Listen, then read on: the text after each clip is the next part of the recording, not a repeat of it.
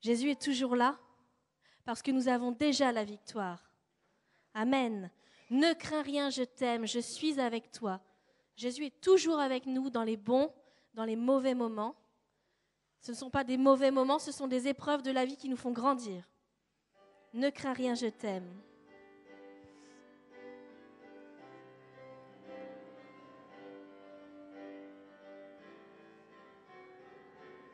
Ensemble? Ne crains rien, je t'aime.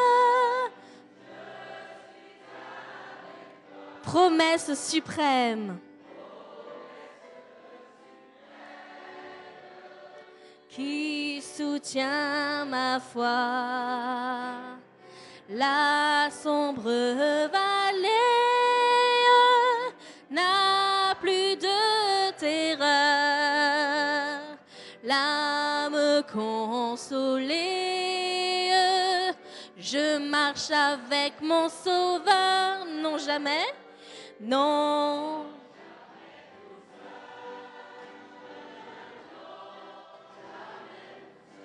Jésus, Jésus, mon Sauveur me garde, jamais ne me laisse seul. Non, jamais tout seul, non, jamais tout seul. Me garde, je ne suis jamais tout seul. Les dangers accourent, les dangers accourent,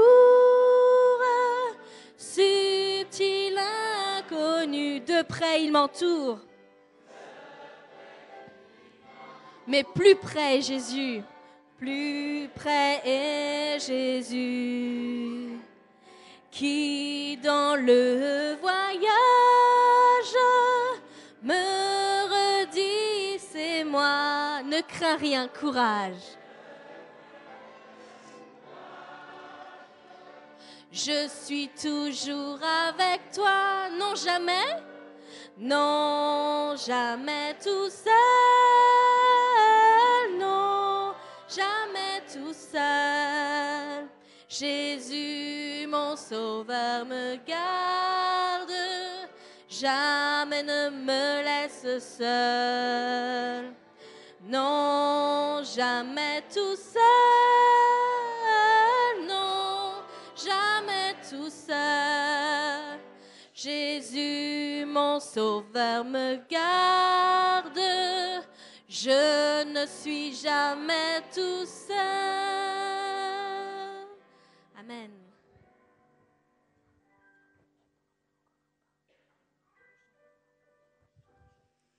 Chantons ensemble le chant thème. Je vous invite à vous lever. Que tout ce que nous sommes, revienne à l'agneau de Dieu. À l'agneau de Dieu soit la gloire. À l'agneau de Dieu soit la victoire. Soit le règne pour tous les siècles. À l'agneau. À l'agneau de Dieu soit la gloire. À l'agneau de Dieu la victoire. La victoire.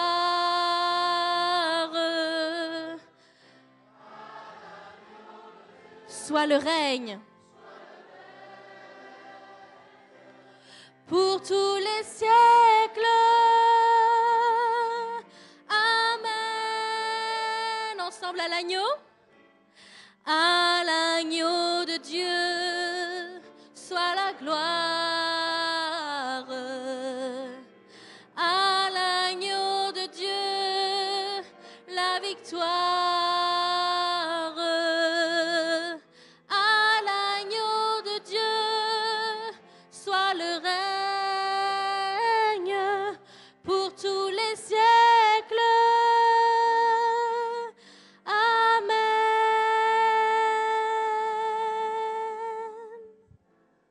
Amen.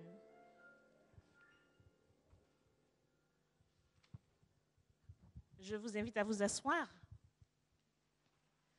Ce soir, j'étais à Gare du Nord et j'étais nerveuse.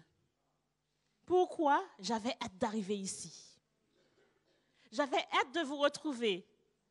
J'avais hâte de partager cette nourriture spirituelle. Et je vous vois si nombreux ce soir que je suis sûre que vous êtes tous dans le même cas. Quand je suis arrivée, je dis, je ne suis pas la seule à vouloir être là, présente, pour commencer, pour être à table ensemble afin de déguster cette nourriture spirituelle. C'est pour cela que je vous souhaite la bienvenue ce soir.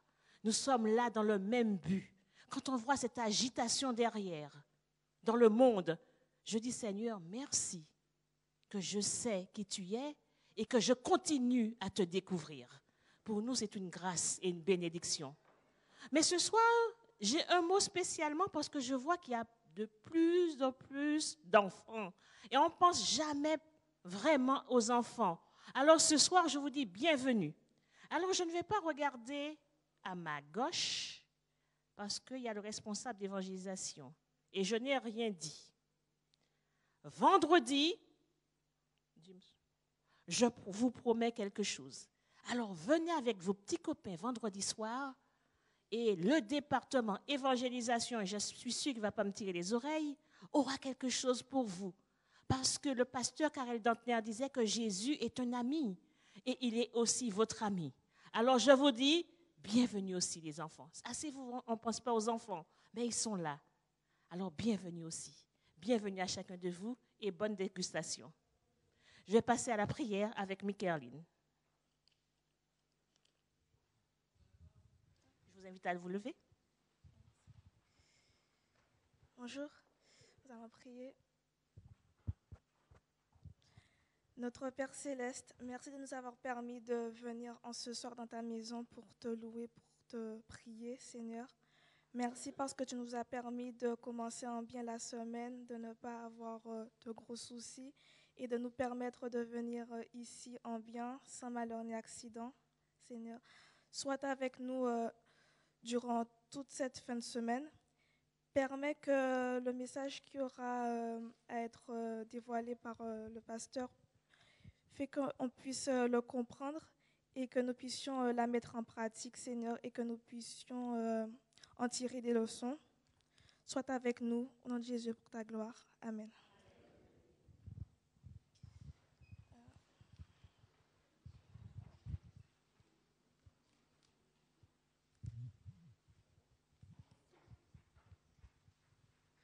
Ce soir encore, nous verrons comme Jésus est important dans notre vie,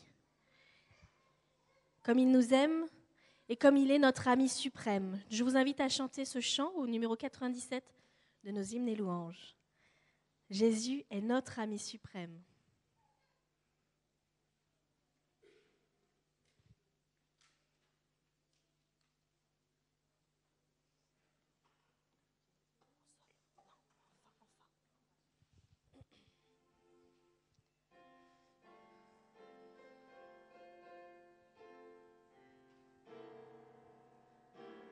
Jésus, Jésus est notre ami suprême. Oh, quel amour! Mieux qu'un tendre frère, il nous aime. Oh, quel amour! Ici, famille, amis, tout passe. Seul il demeure dans sa grâce. De nous jamais il ne se lasse. Oh, quel amour! Nous avons de jolies sopranes dans la salle, mais ayez pitié de votre chantre. Nous allons prendre un tout petit peu plus bas.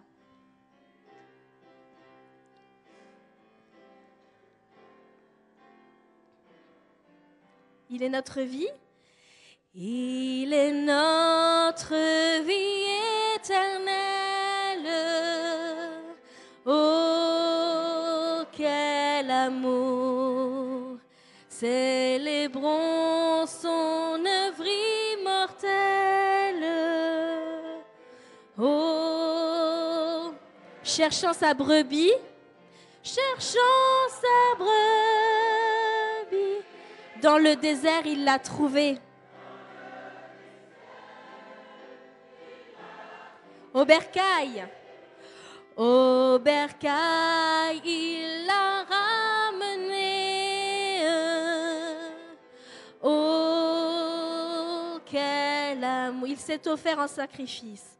Il s'est offert en sacrifice. Oh, quel amour. Dans nos cœurs, merci. Merci. Oh, quel amour, qu'à sa voix, notre âme attentive, toujours en paix, jamais. Près de lui se repose et vive. Se repose et vive en son amour. En son amour. Seigneur Jésus, Seigneur Jésus, fais-nous comprendre tout ton amour. Dans nos cœurs, ô daigne répandre. Dans nos cœurs, ô daigne répandre tout.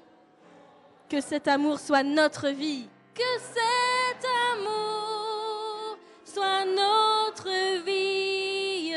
Qu'à jamais notre âme ravie savoure une joie infinie en ton amour. Amen.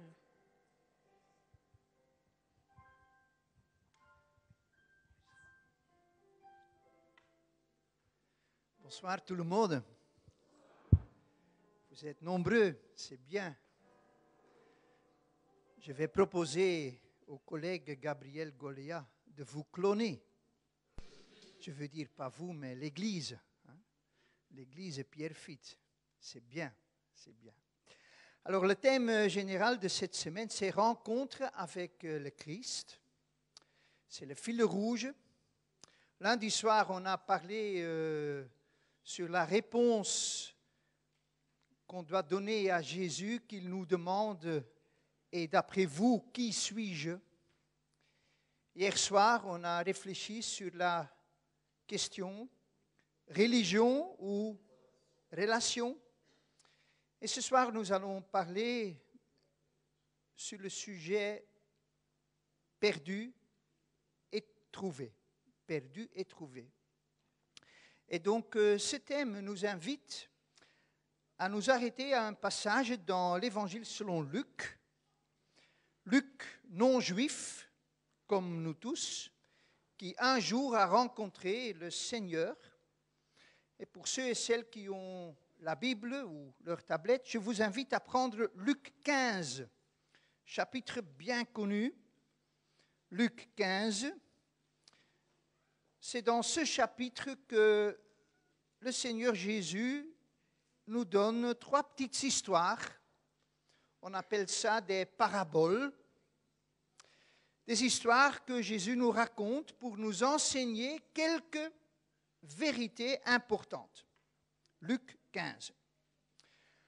La première parabole parle de 100 brebis et d'un berger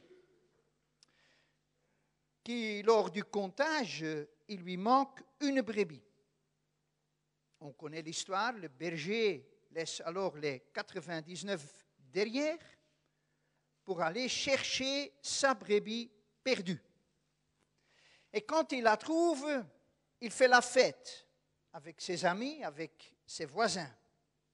Et la conclusion de cette première parabole, c'est qu'il y a plus de joie dans le ciel pour un seul pécheur qui change de vie que pour 99 justes qui n'ont pas besoin de changement. La deuxième parabole ne parle pas de 100, mais de 10. Elle concerne 10 pièces d'argent et une femme. Un jour, elle découvre qu'il lui manque une pièce.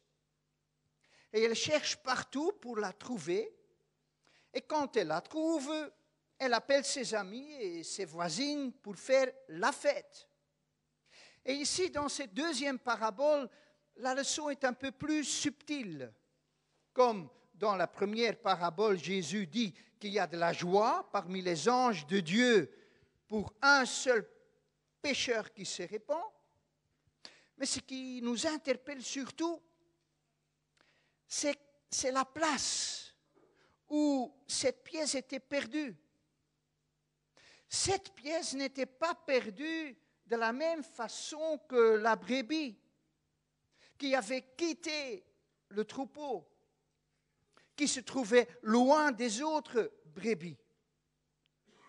Non, la pièce n'avait pas quitté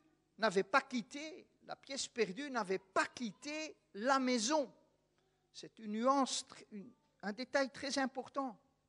Cette pièce perdue se trouvait tout près des autres 9 pièces. Et pourtant, elle était perdue. La troisième parabole est encore plus riche. Elle ne parle pas de 100 ni de 10, mais simplement de 2. Il y a 2 fils et un père. Et d'habitude, on parle souvent du plus jeune, que nous appelons le fils prodigue ou le fils perdu. Mais le fils aîné nous apprend des choses aussi. Et nous pouvons nous poser la question à la fin de cette troisième histoire, qui est le véritable fils perdu dans cette histoire? Comme dans les 2 autres paraboles, ici aussi, le mot-clé est la joie et la fête, quand celui qui est perdu est trouvé. Donc, souvenez-vous tout d'abord que ces 3 paraboles font une unité et que les 4 mots-clés dans chacune de ces histoires sont perdu, chercher, trouver et la joie. Ça, c'est le fil rouge. Deuxième chose à remarquer, c'est le contexte. Quelle est la raison pour laquelle Jésus a raconté ces paraboles? Alors, les premiers versets du même chapitre, je veux dire, nous le disent, les versets 1 et 2. Les versets 1 et 2 de ce chapitre 15. Et je le lis avec vous. Tous les collecteurs d'impôts et les pécheurs s'approchaient de Jésus pour l'écouter.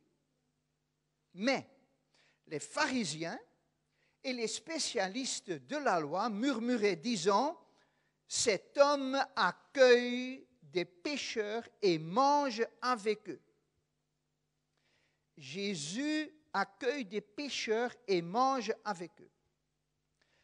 Pour ces docteurs en théologie, c'était une épine dans le pied. Pour eux, l'attitude de Jésus ne correspondait pas du tout avec leur cadre de référence. Un pécheur, quelqu'un qui avait quitté la foi, le droit chemin, aujourd'hui on peut dire qui a quitté l'Église, ne pouvait pas se présenter à Dieu avant de s'être repenti et avant d'avoir été pardonné. Il fallait d'abord être converti et puis après seulement on était le bienvenu auprès de Dieu. Mais pour Jésus, ce n'est pas comme ça. Le cadre de référence de Jésus est différent.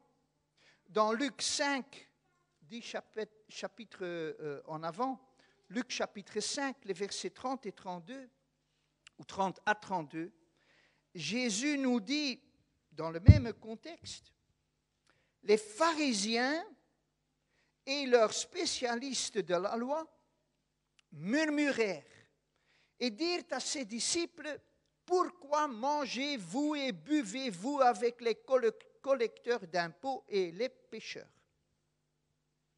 Jésus prit la parole et leur dit, « Ce ne sont pas les gens en bonne santé qui ont besoin de médecins, mais les malades. Je ne suis pas venu appeler des justes, mais des pécheurs à changer d'attitude. » Donc, Jésus s'adresse en premier lieu à ces pharisiens et à ces spécialistes de la loi. Et dans cette troisième parabole, nous retrouvons ces deux catégories dans les deux fils. Il y a le plus jeune, qui est le symbole des pécheurs et des collecteurs d'impôts. Il y a le fils aîné, qui est le symbole des pharisiens et des docteurs de la loi. Focalisons-nous d'abord sur le plus jeune fils. Pour une raison ou pour une autre, il en a assez de vivre chez ses parents. Il veut partir et être indépendant. Il veut la liberté.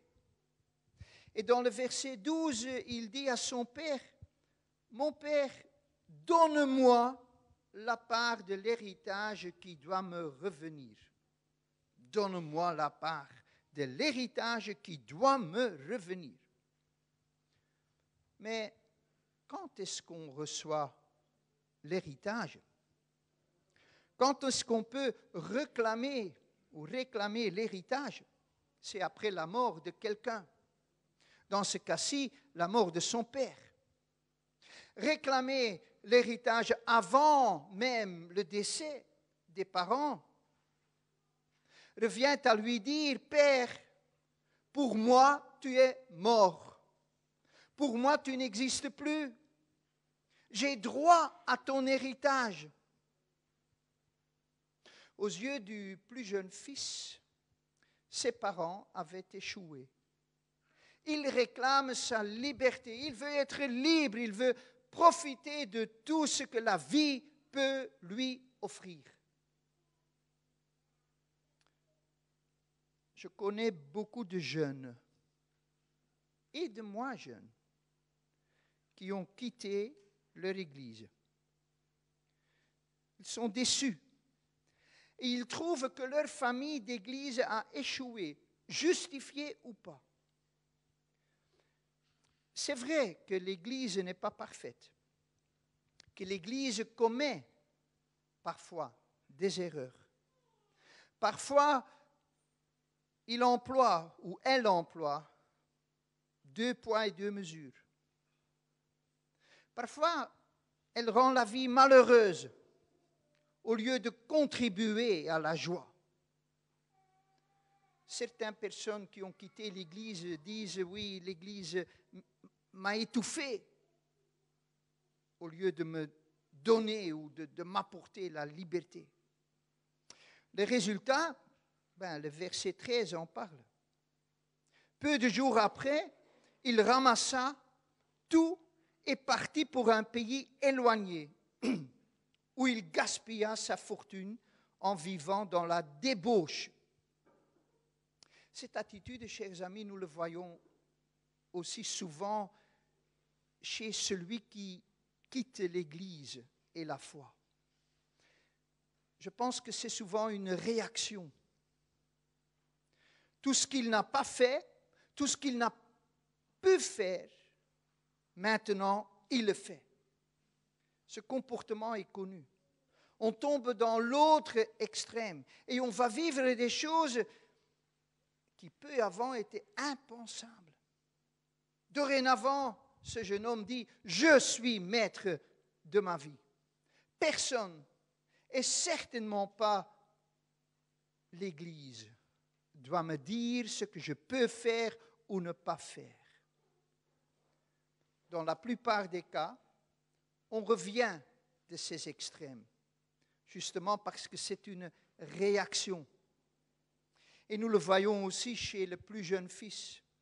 Le verset 14 nous raconte, alors qu'il avait tout dépensé, une importante famine survint dans ce pays et il commença à se trouver dans le besoin. Dans son budget, il n'avait pas calculé cela. Moins il lui restait d'argent, et plus ses amis et ses amis, eux, le quittaient. Il se trouvait en dessous du point zéro. Plus d'argent, plus d'amis, sans argent et affamé. Ah, celui qui quitte ou qui a quitté l'Église de son enfance, et j'en connais plusieurs. Celui qui est loin de la maison du Père connaît cette expérience. Pour celui qui a quitté ou qui est quitté par réaction, il peut se retrouver, chers frères et sœurs, dans un grand trou noir. Il envie ses frères et sœurs qui lui manquent, malgré leurs fautes.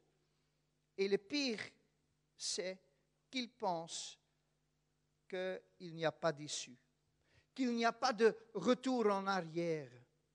Et plus on tarde à venir, plus difficile est le retour. Oh, le fils prodigue était lui aussi bien en dessous du point zéro. Lisons simplement le verset 15. Il alla se mettre au service d'un des habitants du pays qui l'envoya dans ses champs garder les porcs. Vous imaginez? Un gardien des porcs. Un gardien de porcs. Pour un juif, la profession la plus détestée et impure. Si un juif, et dans mon pays, la Belgique, j'ai travaillé à Anvers, là il y a beaucoup de juifs. Et il y a pas mal de juifs qui ne vont plus à leur synagogue, mais bon, ils restent juifs quand même. Mais jamais un juif qui a quitté la synagogue, il consommera du porc, il ne faut pas en rêver. C'est incompatible avec leur ADN. Et le verset 16 nous dit, il aurait bien voulu se nourrir des caroubes que mangeaient les porcs, mais personne ne lui en donnait. Il n'y a que celui qui a quitté la maison du Père et qui se trouve complètement en bas, qui peut mieux connaître ses sentiments. Sentiment d'être perdu, sentiment d'être seul, et surtout de vouloir retourner à la maison du Père, si seulement c'était possible. Et là, chers amis, on touche la bonne nouvelle de cette troisième parabole. Car avec l'aide de Dieu, c'est possible. Avec l'aide de Dieu, c'est possible. Ici, nous voyons le caractère de notre Père céleste. Il est amour. Et parce qu'il est amour, il respecte notre libre choix. Il nous laisse partir, même si cela lui fait mal. Mais il y a toujours un chemin de retour à la maison du Père.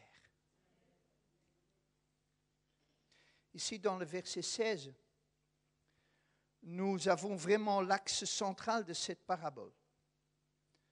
On lit du jeune homme, il se mit à réfléchir.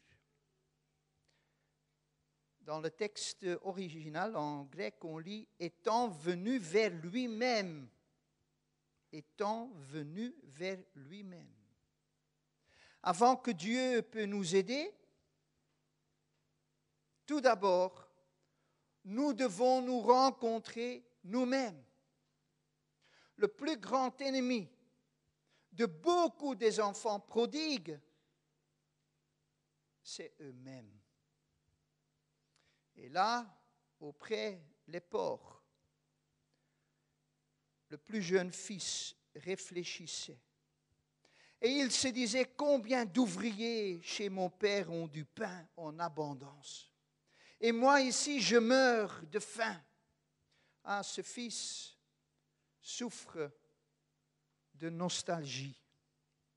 Ne pensez-vous pas Ne pensez-vous pas que beaucoup de nos frères et sœurs et de nos jeunes qui nous ont quittés, qui ont quitté la maison du Père, souffrent de nostalgie?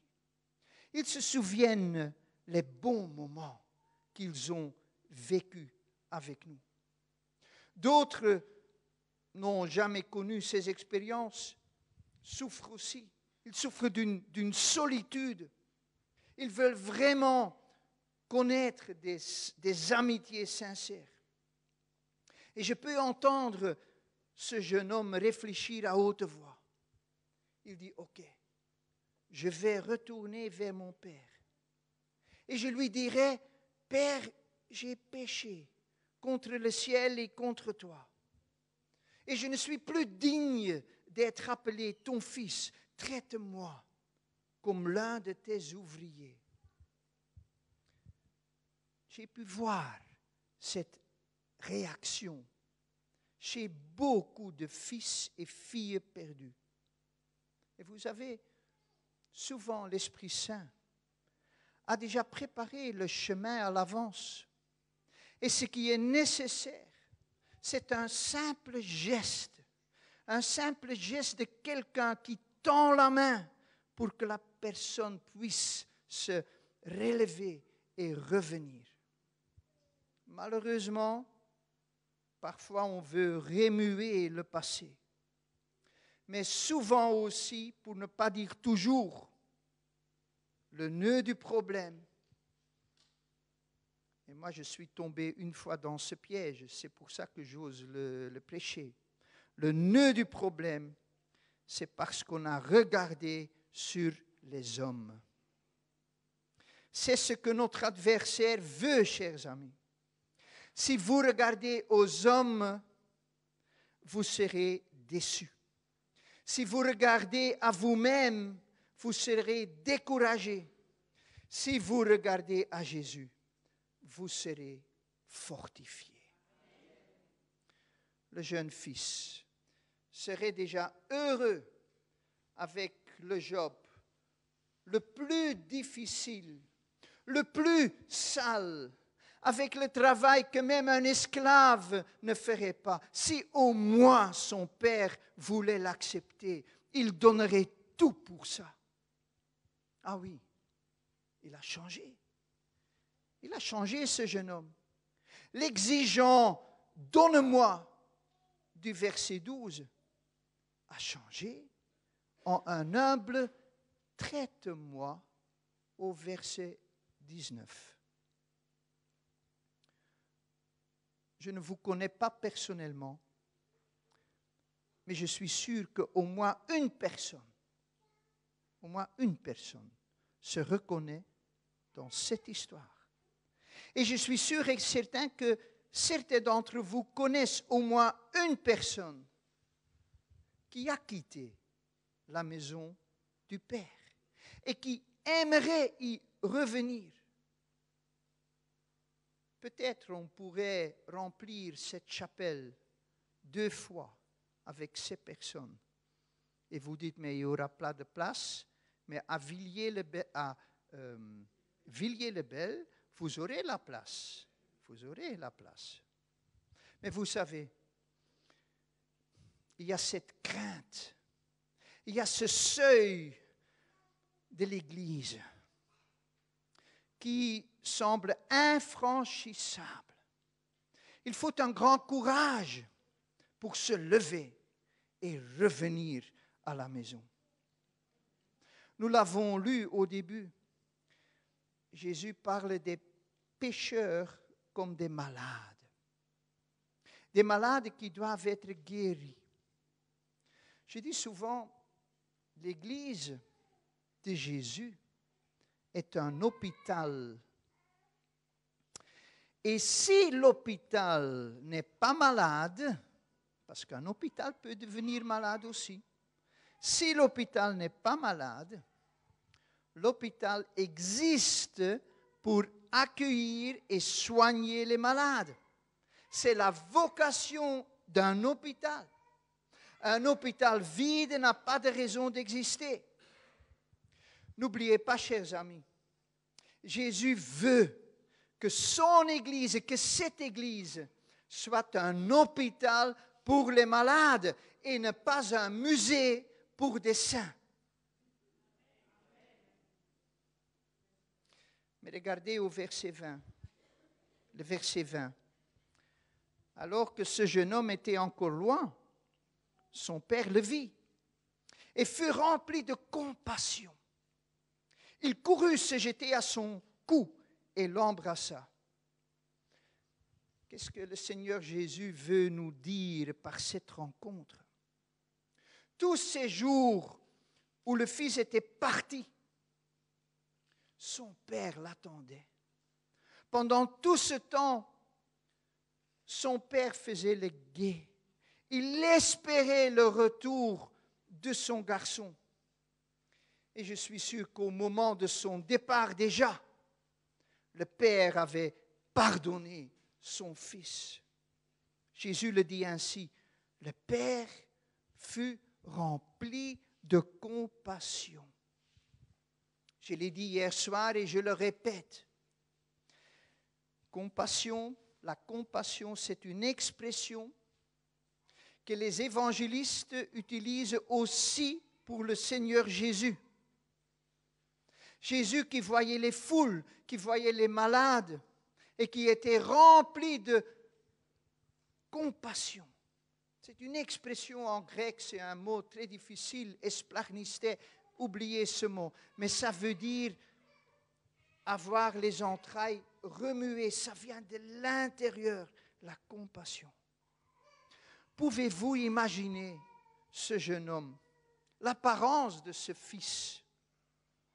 Il était comme un mendiant, vêtu de loques, probablement amaigri. Il était sale. Il sentait l'odeur des porcs. Connaissez-vous l'odeur des porcs? Ce n'est pas vraiment Hugo Boss ou Azaro. Et que fait son père? Que fait son père?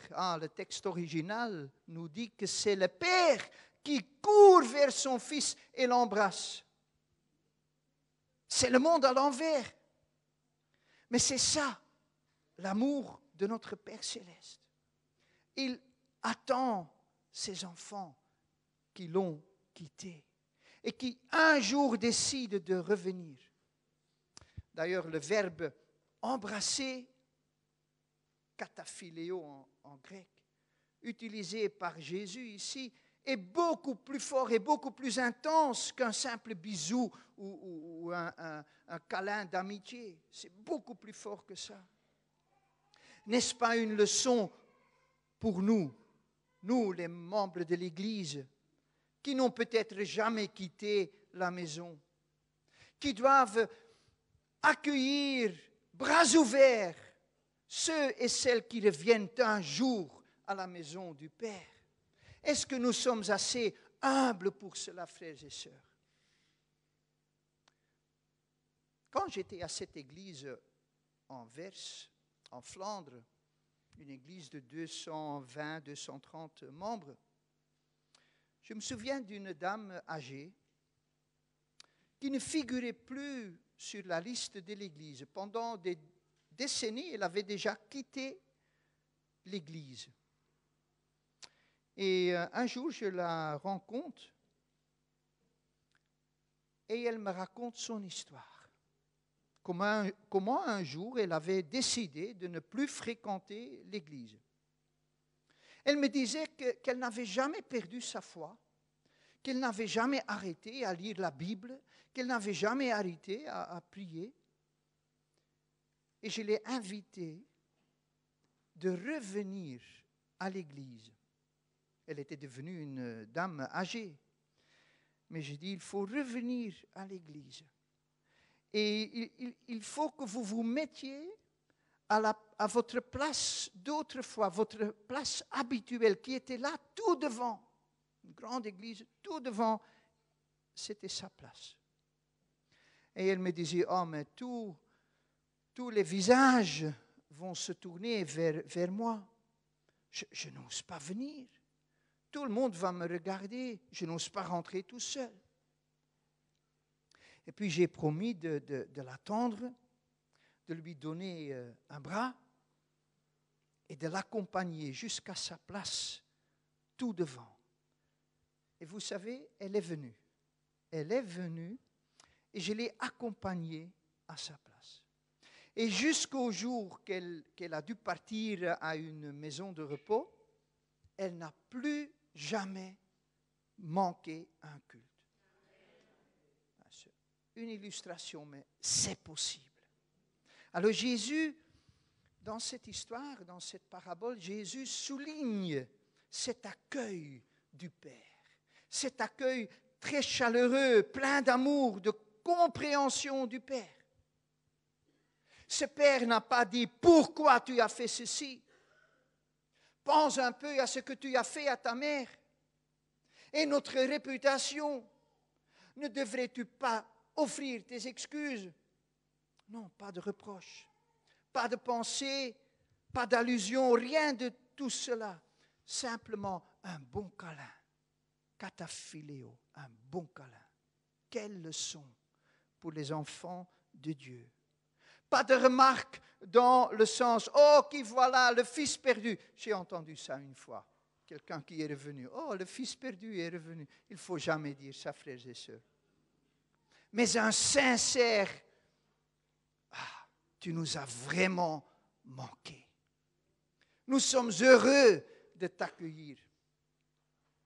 Jésus met l'accueil du jeune homme vraiment en évidence. Car ce jeune homme, il reçoit un accueil royal. Regardez les versets 22 à 24. Je lis, « Apportez vite le plus beau vêtement et mettez-le lui. Passez-lui un anneau au doigt et mettez-lui les sandales aux pieds. Amenez le veau qu'on a engraissé et tuez-le. Mangeons et réjouissons-nous, car mon fils, que voici, était mort et il est revenu à la vie. Il était perdu et il est retrouvé. » Et ils commencèrent à faire la fête. Quel traitement, quel traitement. Le plus beau vêtement porté seulement par des gens d'un certain standing. Un anneau au doigt qui prouve qu'il est à nouveau un membre complet de la famille. Et des sandales à ses pieds. Les sandales faisaient la différence entre les gens de la maison et les esclaves qui étaient pieds nus. Jésus utilise ces trois symboles pour nous dire, pour me dire que nous sommes pleinement acceptés et intégrés dans sa famille. Et si le Père Céleste nous accueille ainsi, quel droit avons-nous de juger et de rejeter les autres ou de leur demander des explications? Et puis nous lisons que le Père organise une grande fête à l'honneur de son Fils. Comme dans les deux paraboles précédentes, la brebis et la pièce perdue, il y a de la joie. Et le motif est simple. Mon fils, que voici, était mort et il est revenu à la vie. Il était perdu et il est retrouvé. Et Jésus dit, même dans le ciel, il y a une immense joie pour un pécheur qui est retourné vers la maison du Père. Ah, les anges comprennent mieux que quiconque le prix que Jésus-Christ a payé pour un pécheur. La plupart des cas, la prédication ou la méditation s'arrête ici. Mais souvenez-vous, il y a encore le fils aîné. Le fils aîné, lui, il est le symbole de tous ceux et celles qui pensent qu'ils n'ont pas besoin de conversion. Le fils aîné est le symbole des 99 autres brebis ou de 9 pièces d'argent. Tous ceux qui pensent que ce sont les autres qui sont malades. dans notre histoire, ce deuxième fils se trouve dans les champs et il travaille. C'est un fils travailleur, un fils bosseur. Le verset 25 dit « Or le fils aîné était dans les champs. Lorsqu'il revint et approcha de la maison, il entendit la musique et les danses. » Il travaillait dans les champs. C'est le frère, c'est la sœur dans l'église qui s'investit, qui s'engage. Et en approchant, il entend cette musique. Et il ne comprend pas. Il ne comprend pas et il demande des explications à un serviteur qui lui dit « Ah oui, ton frère est de retour et ton père a tué le veau engraissé parce qu'il l'a retrouvé en bonne santé. » Mettez-vous à sa place, chers amis. Lui, il n'a jamais été absent. Il s'est investi, il s'est engagé durant toutes ces années. Il a toujours obéi à son père. Jamais il a pris une année sabbatique. Non, il ne comprend pas. Il ne comprend pas que son frère reçoive tous ses égards. Et le verset 28 nous dit, le fils aîné se mit en colère et il ne voulait pas entrer. Son père sortit le supplier d'entrer. Comme dans le cas du premier fils, le père sort. Le père ne fait pas de différence entre ces deux fils. Le père sort et supplie son fils aîné d'entrer afin de participer à la fête. Mais son fils refuse. Il ne comprend pas le comportement de son père. Il dit, voilà tant d'années que je suis à ton service, sans jamais désobéir à tes ordres, et jamais tu m'as donné un chevreau pour que je fasse la fête avec mes amis. Mais quand ton fils est arrivé, celui qui a mangé tes biens avec des prostituées, pour lui tu as tué le veau engraissé. Qu'est-ce que c'est difficile pour ce fils aîné de l'Église. Je l'entends penser. Comment ose-t-il encore mettre un pied ici? C'est cela le remerciement? Faire comme si jamais rien ne s'est passé? C'est le monde à l'envers. Je comprends la réaction de ce fils aîné. C'est vraiment humain. Et il ne faut surtout pas le juger. Jésus veut simplement que les scribes et les pharisiens, et puis nous ensuite, découvrons la manque ou le manque de ce deuxième fils. Oui, c'est vrai, il a travaillé toutes ces années, il n'y a rien à dire. Il a obéi, il a servi son père. Mais selon vous, était-ce une obéissance au sens du devoir? Ou a-t-il servi son père par amour, par gratitude, par joie? Comme c'est difficile pour lui d'accepter à nouveau son frère comme son frère. La seule chose qu'il arrive à dire, c'est « ton fils ». Littéralement, ce fils de toi. Une expression chargée de mépris. Quel grand contraste avec la réponse de son père. Le verset 31, le père qui dit « mon enfant », et en grec c'est beau, c'est le petit mot « teknon » qui veut dire « mon garçon bien-aimé ». Mon enfant, lui dit le père, tu es toujours avec moi et tout ce que j'ai est à toi. mais il fallait bien faire la fête et nous réjouir parce que ton frère que voici était mort et il est revenu à la vie. Il était perdu et il est retrouvé. Comprenons-nous ce fils aîné? Bien sûr. Car dans le fond, ce fils aîné avait raison. Son frère ne méritait pas ce traitement VIP. Il ne méritait pas cette fête. Mes chers amis, c'est justement ça, le point à comprendre dans cette parabole. Si vous négligez ce seul point, vous ratez tout ce que Jésus veut nous faire comprendre.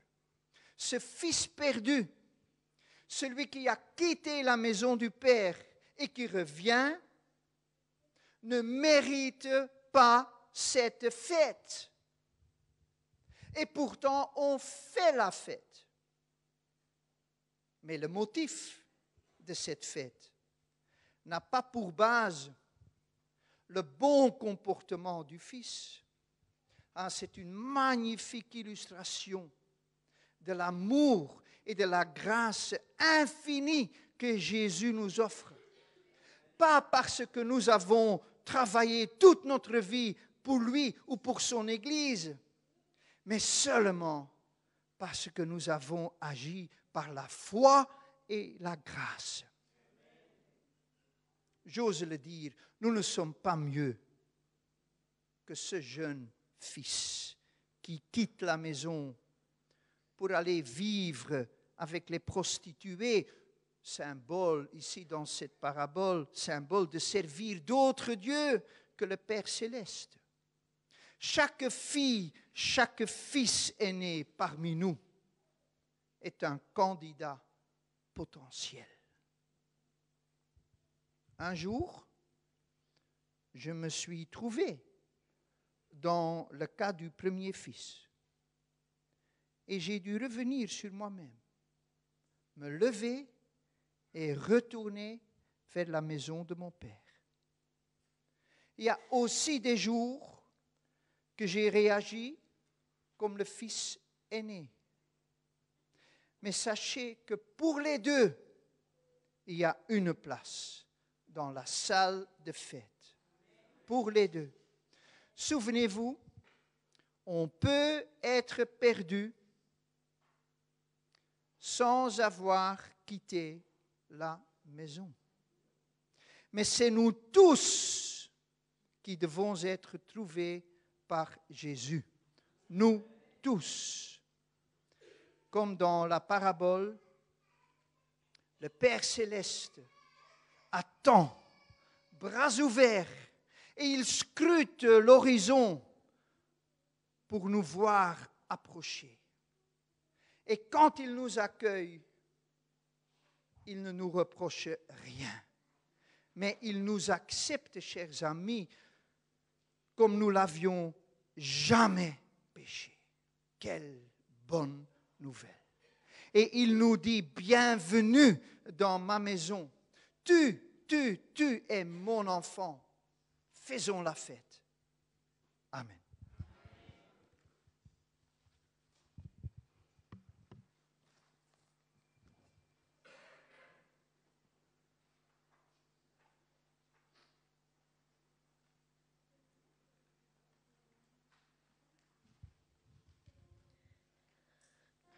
Je vous invite à vous lever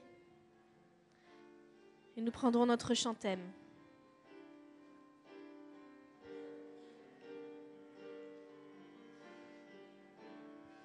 À l'agneau de Dieu soit la gloire.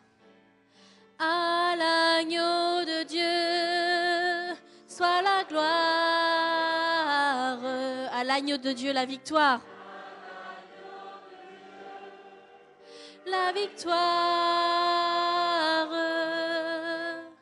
À l'agneau de Dieu soit le règne pour tous les siècles. Amen. À l'agneau de Dieu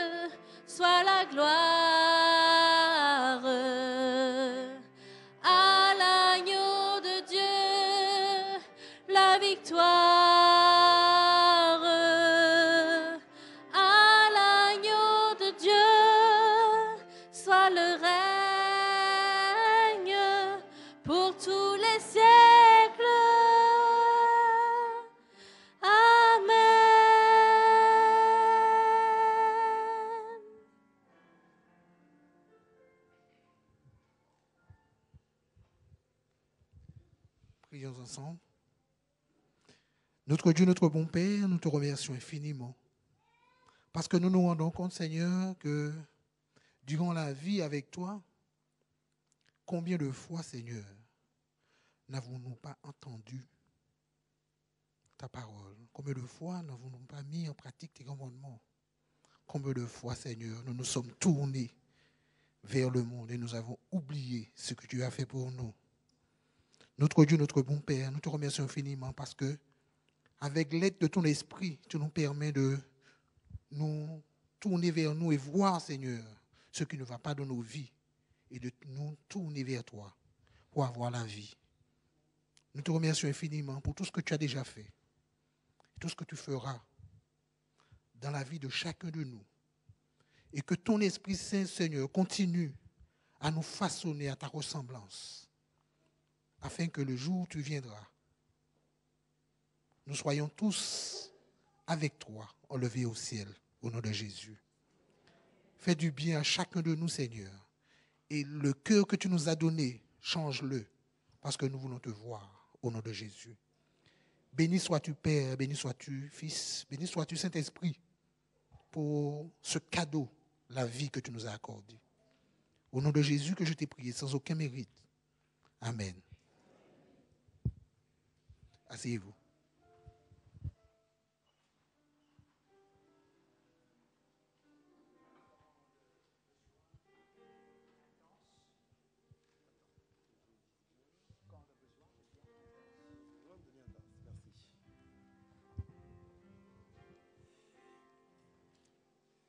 Alors, voilà, nous apprécions ces moments de partage. Vous êtes nombreux ce soir et demain, vous ne pouvez pas manquer la suite. Quand le besoin devient intense, qu'est-ce que cela peut-il bien cacher? Demain, vous avez peut-être loupé le premier épisode ou le deuxième, mais vous avez eu le troisième. Demain, vous pouvez prendre en cours la série parce que c'est là que se révélera certaines choses. Vous pouviez rater tout le début, mais demain, il ne faut pas rater ça. Parce que demain, c'est l'épisode à ne pas rater. Donc, venez demain, amenez vos amis, nous allons entendre des choses extraordinaires. Alors, on va vous souhaiter de rentrer, de repenser à ce que nous avons vu ensemble. Mais en même temps, il y a des moments un peu plus tristes. Et je dois vous faire aussi cette annonce. Serge Sagne s'est endormi dans le Seigneur. C'est triste, mais c'est une joie aussi pour nous. Parce que nous avons cette espérance de le voir dans la salle des fêtes et de partager avec Jésus, notre Seigneur, des moments bien heureux avec lui. Pensez à Serge Sagne, à sa famille dans vos prières, de sorte que voilà, tout le monde soit beaucoup plus joyeux. Pensez bien à sa famille, effectivement. Alors, oui, Pierre? J'entends que des personnes qui demandent c'est qui Serge Sagne. Le frère qui a été fait opposition de foi sous son lit d'hôpital. Donc voilà, c'est l'hôpital, merci. Voilà, c'est cette personne. Alors, c'est un frère qui a reconnu et qui a voulu rentrer dans l'église et qui était malade. Mais vous voyez, la grâce de Dieu est grande et il a fait une profession de foi. Il est devenu membre de cette église, de cette communauté. Et le Seigneur, vous voyez, l'a appelé à un moment important et il a fait ce choix. Et désormais, s'il s'est endormi dans le Seigneur, la couronne aussi lui est réservée. Alors rentrez. Oui, l'équipe pastorale donnera plus de renseignements, effectivement. Mais pensez à la famille dans vos prières, que Dieu puisse les soutenir et prions donc fraternellement pour eux. Que Dieu vous bénisse, rentrez bien, que l'Éternel vous garde. Et n'oubliez pas demain à 19h, la suite de notre aventure. Merci.